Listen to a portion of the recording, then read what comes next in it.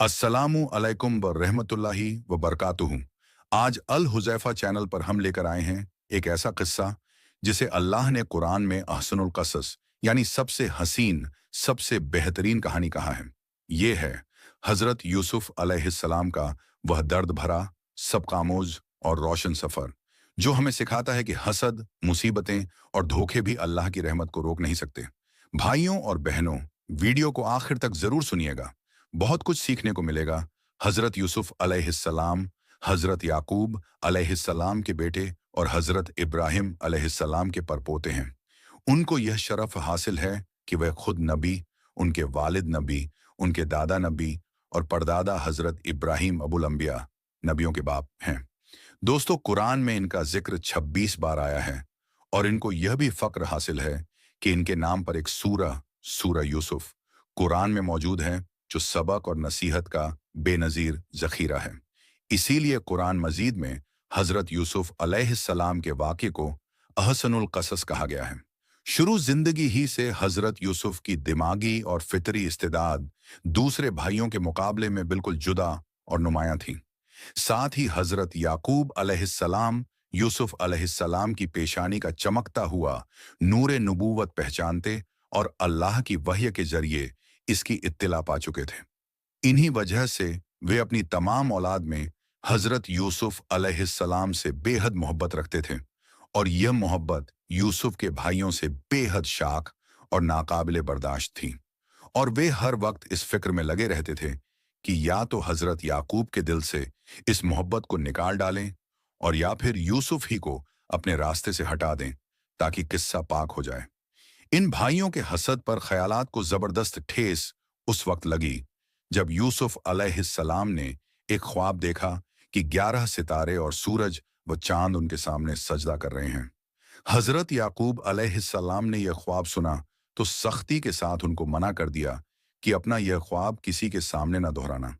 ऐसा न हो कि सुनकर तेरे भाई बुरी तरह पेश आएं, क्योंकि शैतान इंसान के पीछे लगा है और तेरा ख्वाब अपनी ताबीर में बहुत साफ और वाज़ेह है।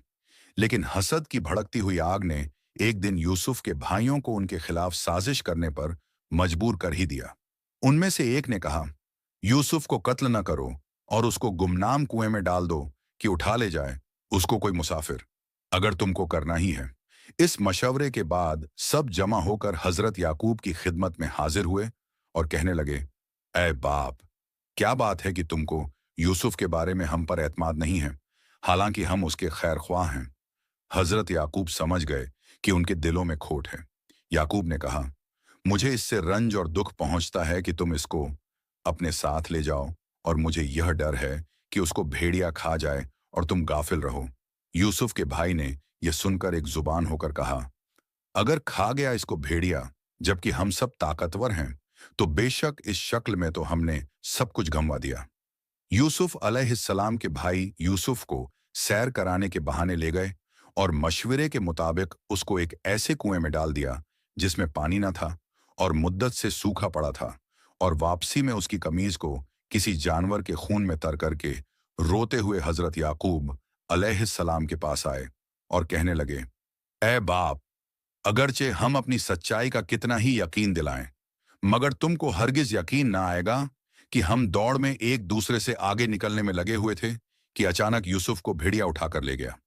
हजरत याकूब अलैहिस्सलाम ने यूसुफ के लिबास को देखा तो खून से लथपथ था, मगर किसी एक जगह से भी फटा हुआ न था और न चाक दामां था।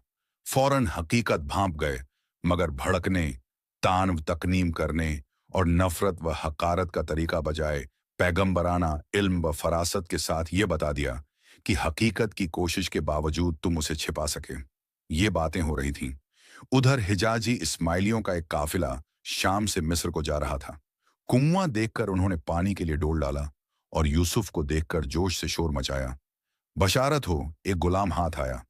इस तरह हजरत यूसुफ को इस्माइली ताजिरों के काफिले ने अपना गुलाम बना लिया और तिजारत के माल के साथ उनको भी मिस्र ले गए और बाजार में रिवाज के मुताबिक बेचने के लिए पेश कर दिया।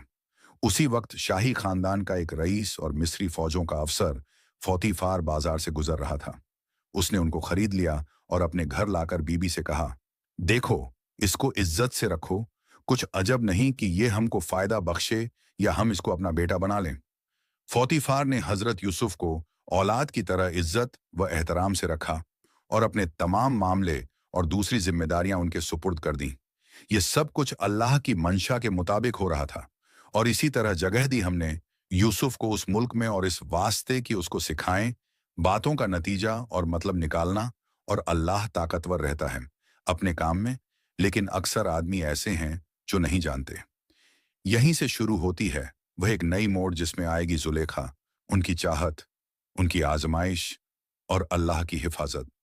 इंशा अल्लाह अगले पार्ट में हम इस हसीन किस्से को आगे बढ़ाएंगे। अगर वीडियो पसंद आए, लाइक और कमेंट जरूर करें और अल हुज़ैफा चैनल को सब्सक्राइब कर लें, क्योंकि आगे बहुत सी नसीहतें और हिदायतें आने वाली हैं। फिर मिलते हैं अगले वीडियो में। खुदा हाफिज।